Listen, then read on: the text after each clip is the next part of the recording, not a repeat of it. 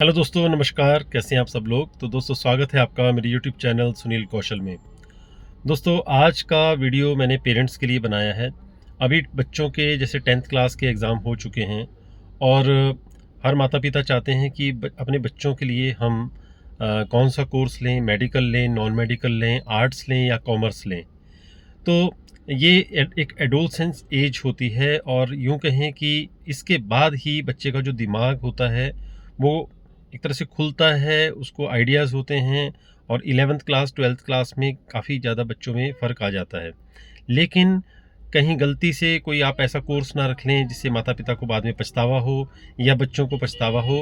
तो माता पिता या बच्चे या तो अपने फ्रेंड्स के साथ कंसल्ट करते हैं या टीचर से कंसल्ट करते हैं, स्कूल में कंसल्ट करते हैं, किसी काउंसलर से कंसल्ट करते हैं, अपने दोस्तों से कंसल्ट करते हैं या फिर लाइक डिफरेंट ऑर्गेनाइजेशंस होती हैं जो बताती हैं, करियर काउंसलिंग के रूप में उनको बताती हैं कि 10th क्लास के बाद बच्चों को कौन सा कोर्स लेना चाहिए।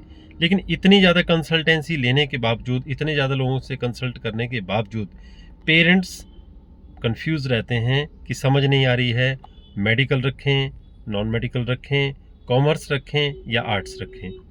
बच्चे को पूछते हैं तो बच्चा या तो अपनी चॉइस बता देता है कि मेरे फ्रेंड्स वहाँ जा रहे हैं तो मैं वहाँ पे एडमिशन लेना चाहती हूँ या चाहता हूँ। और पेरेंट्स को ये थोड़ा सा एक कन्फ्यूज़न रहता है कि बच्चे अगर एडमिशन ले रहे हैं, चलो आप वहाँ पे एडमिशन ले लो, लेकिन कल को क्या आपने ये कोर्स रखना है, कर लोगे? तो बच्चे कई बार बोलते हैं हाँ हाँ हाँ मैं कर लूँगा।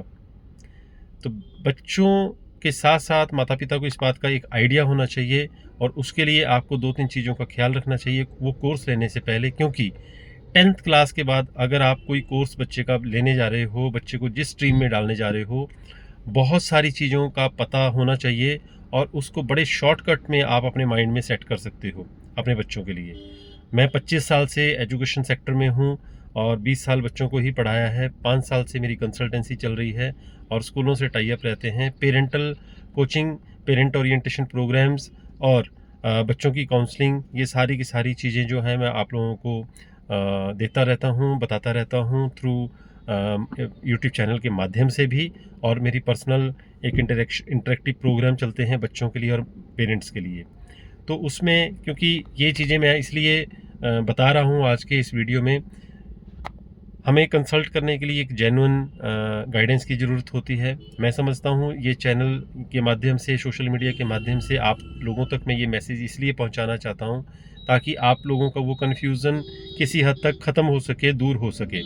क्योंकि ये जो एक तो महीने अब अप्रैल है, अब जैसे एडमिशनों का दौर शुरू हो जाएगा 11th क्लास में, पेरेंट्स कई बार जल्दबाजी में कोई कोर्स ले लेते हैं या बच्चे भी, लेकिन बाद में बोलते हैं कि मेरे से ये कोर्स मतलब चल नहीं रहा है। कई पेरेंट्स सोचते हैं बेटा आप क्या बनना चाहते हो, डॉक्टर बनना चाहते हो, इंजीनियर बनना चाहते हो। बच्चा तो आज डॉक्टर बनना चाहता है, कल इंजीनियर बनना चाहता है, परसों हो सकता है कुछ सालों के बाद बोले मुझे तो जी वकील बनना है, एडवोकेट बनना है, मुझे बहुत बड़ा मुझे एमएनसी कंपनी में जॉब करनी है। तो बच्चों को अभी तक कोई इतनी खास नॉलेज होती नहीं है।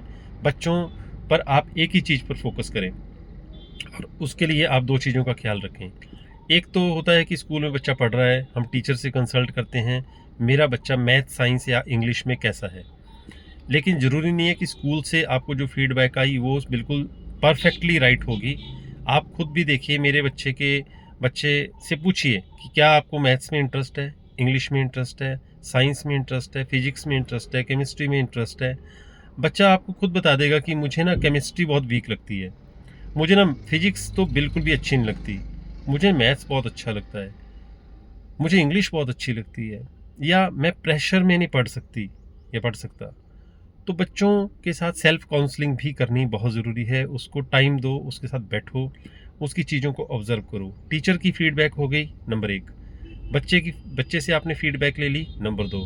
तीसरा, आप अपने मन से सोचो कि बच्चे को क्या हम बहुत प्रेशर में पढ़ा सकते हैं। अगर आपका ड्रीम है कि मुझे बच्चे को डॉक्टर ही बनाना है और मेरा बच्चा उस काबिल है और ये मेहनत कर लेगा, तो मेडिकल रखिए।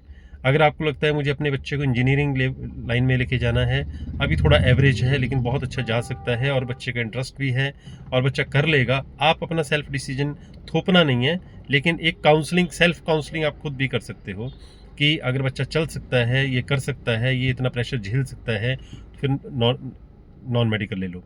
अगर आपको लगता है कि नहीं मेरे बच्चे के साइंस में फिजिक्स एंड केमिस्ट्री, मतलब फिजिक्स केमिस्ट्री मैथ बायो में से कोई भी 2 सब्जेक्ट अगर वीक हैं और नहीं चला पाता है, बहुत कम मार्क्स आते थे और बच्चा आगे प्रेशर भी नहीं ले पाएगा, तो at that time you can think about another option like commerce. Commerce में कॉमर्स का भी बहुत स्कोप है आज की डेट में, फाइनेंशियल अकाउंटिंग और बहुत सारे कोर्सेज हैं जो बच्चा +2 के बाद यूनिवर्सिटी से कर सकता है। लेकिन शुरुआत में जो आज आपने कोर्स ले लिया, जो आपने स्ट्रीम ले लिया, उसके बाद वही 12th के बाद कॉलेज में चलेगा, कॉलेज के बाद यूनिवर्सिटी में चलेगा और वही बच्चे का करियर बनेगा। तो ये चीज़ें बहुत महत्वपूर्ण होती हैं समझना, इसलिए इन बातों का आप लोगों को खास ख्याल रखना है एज ए पेरेंट्स।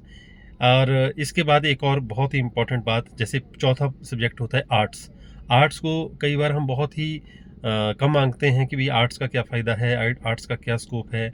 ऐसा नहीं है।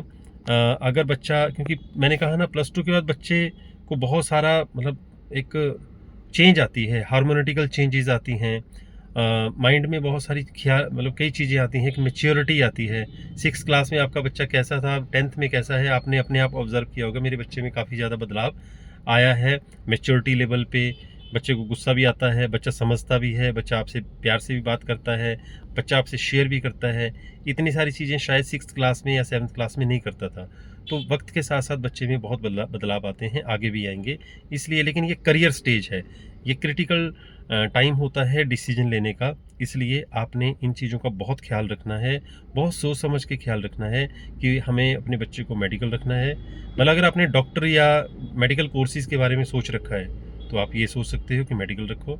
अगर आपने टेक्निकल लाइन में बच्चे को भेजना है तो आप नॉन मेडिकल रख सकते हैं। अगर आप चाहते हो कि मेरे बच्चे को अकाउंटिंग में मैंने लेके जाना है, सीए लेवल तक के काम पढ़ाना है, या अकाउंटिंग में या फाइनेंशियल अकाउंटिंग में या बिजनेस में लेके जाना है, कॉमर्स रख सकते हो। अगर आपको लगता है कि नहीं मेरा बच्चा ना गवर्नमेंट जॉब के लिए मतलब फिट है और बहुत प्रेशर भी नहीं डालना है और नहीं कुछ हुआ तो कल को बीए के बाद एमए या आगे कौन कौन से, जैसे एमए इंग्लिश कर ली या टीचिंग लाइन में डाला जा सकता है या गवर्नमेंट जॉब के लिए भी तैयारी करी जा सकती है।